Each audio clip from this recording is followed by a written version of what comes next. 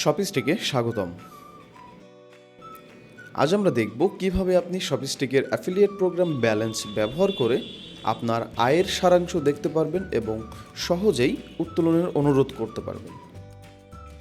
প্রথমে শপিস্টিক মার্চেন্ট ড্যাশবোর্ডে log in করে বাম পাশের মেনু থেকে রেফার করুন এবং আয় করুন অপশনের ভেতরে থাকা অ্যাফিলিয়েট ড্যাশবোর্ড অপশনে ক্লিক করলে আপনাকে অ্যাফিলিয়েট ড্যাশবোর্ড পেজে নিয়ে যাবে। এখানে বাম পাশের মেনু থেকে ব্যালেন্স অপশনে ক্লিক করবেন। এই পেজে 6টি গুরুত্বপূর্ণ আর্থিক তথ্য দেখতে পারবেন: ব্যালেন্স অবশিষ্ট বা অবশিষ্ট ব্যালেন্স, অপেক্ষমান ব্যালেন্স, মোট উপার্জন, মোট উত্তোলন, বাকি উত্তোলন এবং প্রত্যাখ্যান উত্তোলন, অর্থাৎ যে উত্তোলনের আবেদন বাতিল হয়েছে। নিচে দেখতে পারবেন উত্তোলনের অনুরোধ সেকশন। ব্যালেন্স পেজ থেকে সহজেই নতুন উত্তোলনের আবেদন করতে পারবেন। এর জন্য পরিমাণ লিখুন ফিল্ডে আপনি যে পরিমাণ টাকা উত্তোলন করতে চান সেটি লিখবেন। এরপর উত্তোলনের পদ্ধতি নির্বাচন করবেন, যেমন বিকাশ, নগদ অথবা ব্যাংক। ব্যাংক ট্রান্সফার নির্বাচন করলে নিচের তথ্যগুলো দিতে হবে, যেমন অ্যাকাউন্ট হোল্ডারের নাম, অ্যাকাউন্ট নাম্বার, ব্যাংকের নাম ও শাখার নাম।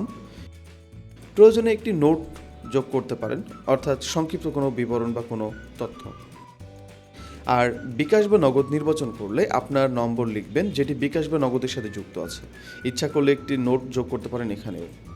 সব তথ্য সঠিকভাবে পূরণ করার পর অনুরোধ সেভ করুন বাটনে ক্লিক করবেন। আপনার আবেদনটি সুপার অ্যাডমিনের কাছে যাচাইয়ের জন্য পাঠানো হবে। অ্যাডমিন যাচাই করে নির্ধারিত অ্যাকাউন্টে টাকা পাঠালে অনুরোধের স্ট্যাটাস পেন্ডিং থেকে কমপ্লিটেডে পরিণত হবে। পেমেন্ট সম্পন্ন না হওয়া পর্যন্ত অনুরোধটি পেন্ডিং অবস্থায় থাকবে। বাম পাশে থাকবে উইথড্রল হিস্ট্রি। এই সেকশনে রয়েছে আপনার সব উত্তোলনের রেকর্ড, তারিখ, পরিমাণ এবং স্ট্যাটাস।